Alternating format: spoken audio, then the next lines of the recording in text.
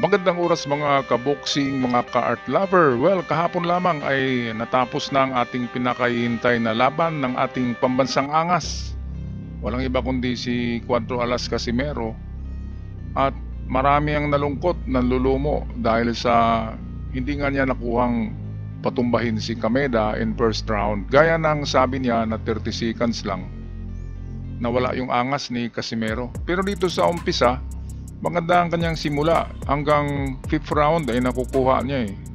Nakukuha niya ang puntos 5th rounds. Pero pagdating ng championship round, ay lahat kay Kameda na. Kasi bumagal na siya. Yung mga suntok niya ay telegraphic punch na eh. Telegraphic, ibig sabihin nakikita at mabagal. You know, ang bagal, makikita eh. Dapat hindi yan nakikita yung mga suntok, mabilis. Ayun no, naiilagan lahat ni Kameda. Kaya pinagtawanan siya ni Kameda eh. Ang nangyari ngayon ay lalong bumulusok yung career ni Casimero. Top number 15 siya sa ranking ngayon eh, sa World Boxing. Lalo siyang bumagsak, nasa top 20 na siguro siya ngayon. At si Kameda, in return, sa kabaligtaran, si Kameda ngayon ang tumaas ang ranking at sumikat. At baka mapasabak na naman sa championship fight si Kameda. At si Janril ay tuluyan na siyang mabaon sa limot. At ako'y mag-sorry nga pala sa ating prediction kahapon dahil ang ating prediction ay 4th round babagsak si Kameda na katulad ng ginawa ni Janril Casimero noon sa mga Hapon na nakalaban niya sa Japan, lahat ay bumagsak. Kaya tinawag nga ito na Japanese killer eh, or Japanese executioner na katulad ni Manny Pacquiao na lahat ng Mexicans ay pinatumba. Pero iba na talaga eh. Ang problema kasi kay Janril, habang wala siyang fight, ay hindi siya masyadong nag-ehersisyo. Dapat kasi araw-araw pa rin. Ang nangyari, barkada ng barkada, tuma ng tuma, di ba? Lumaki ang tiyan, tumaba. Kapag overweight ka na, mabagal ka na talaga.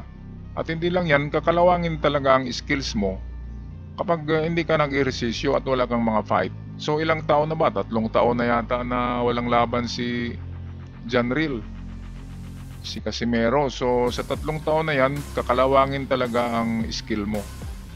Kaya dito, ito yung mga huling round oh. Palaging tinatamaan si Casimero ng mga jab, ayun. At meron ding mga solidong tumama kay Casimero na halos manakaut siya dito. Kaya sa angasan ay nakita natin mas maangas tong Hapon kay Casimero. Totoo nga ang kasabihan na lahat ng bagay ay kumukupas. Ang bulaklak ay kumukupas, di ba? Ang ganda ng babae kumukupas din. Kumukupas ang lahat ng bagay. Kaya merong panahon, napapanahon lamang. Sinasayang kasi ni Casimero ang kanyang panahon nung kabataan niya. Nung mabilis siya, ayun, tinamaan na naman. Ayun na naman. Yung manipis pa yung katawan niya na abs. Yun yung katawan ng boksingero, hindi yung mataba na yung tiyan lumulubo na at wala ng six pack. Hindi ganun ang boksingero. Maliban na lamang sa mga heavyweight. Pero sa mga mababang timbang, dapat talaga manipis yung katawan mo para mabilis. Dito nakikita natin na kayang ilagan ni Kameda ang kanyang mga suntok eh. Pero yung jab ni Kameda, hindi niya mailagan. No? Ayun, no? Tinamaan na naman. Kaya nga ay sumabog yung kilay ni dito sa kakatama ng jab eh. Kilay ni Casimero ay grabe, yung duguan. Daming dugo sa sugat ni ito. Grabe yan, no? Ang lakas na hook. Halos matumba doon si Casimero. Ayun na naman. Kaya ang huling rounds, nasa 6 to 10 rounds, lahat yan kay Kameda. Ito yun, no? Pumutok yung kilay. Hindi yan headbutt. Yan talaga ay tama ng suntok. Kaya,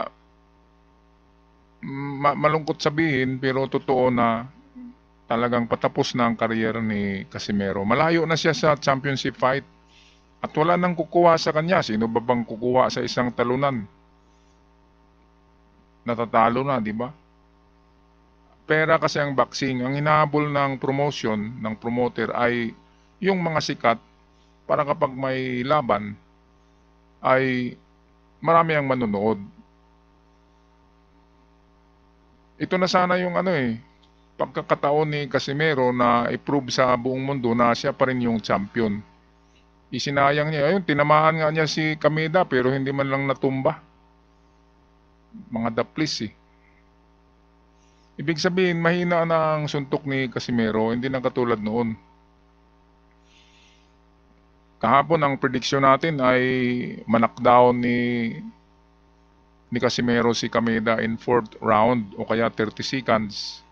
Tayo'y naniniwala kay Casimero kasi noon kapag sinabi niya na knockdown ka, knockdown talaga.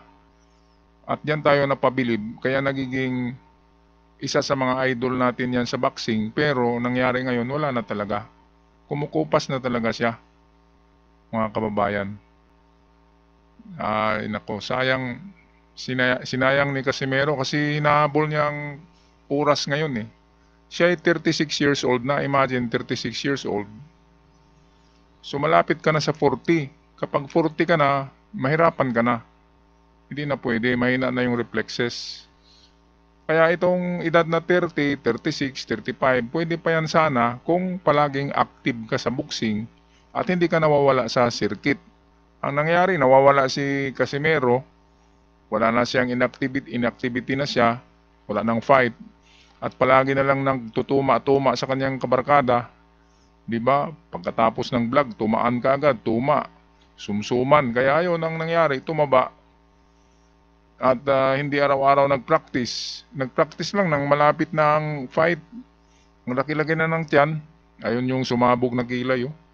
Hindi yan headbutt. Yan ay talagang tama sa malalakas na jab ni Kameda. Alam ni Kameda na jab ang kanyang advantage kasi mahaba yung galamay niya Ayun daming tama ayun Kaya nakakalungkot sabihin kay idol na angas ng Pilipinas na walang tuloy tayo ng angas ay tuluyan ang bumulusok yung magandang career sana niya. Sinayang niya yung mga panahon Nung malakas pa siya, nagbigay pa siya ng issue kay Pacman na hindi maganda, kaya hindi na siya kinuha ni Pacman sana. Sayang, kung si Pacman ang humawak dito na promoter, maraming fight ito. Iba ka sila pa ni Inoue ang magkaano, di ba, sagupaan. Sinayang niya dahil sa kanyang angas. Pero ganun pa man, idol pa rin natin si Casimero at wish him good luck. Baka mayroon pang susunod na laban. Okay, pag-comment mga kababayan sa ating recap ngayon sa fight ni Casimero at ni Kameda. Napansin nyo ba na talagang bumabagal na siya?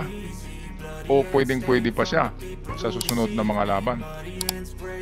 Hanggang sa muli, ako'y magpapaalam na at sa mga bago pa lamang sa channel, huwag kalimutan mag-subscribe. Malaking tulong yan para lalago ang ating napaka-munting channel. I'll be the best above all the rest, put me to the test expect nothing less, you check as I'm chess, what's happening next, He got the venom, a tangible weapon, no coming in second. This life is a lesson, he got a new engine from pain, it's a blessing. New focus, no guessing, just bold and obsession, all in his possession. You got their attention, I'll leave an impression and take a redemption. Just kill no discretion, your mind is a weapon. 11-11, it's time for progression. You could try to play, but you're never gonna beat me. Look the other way, what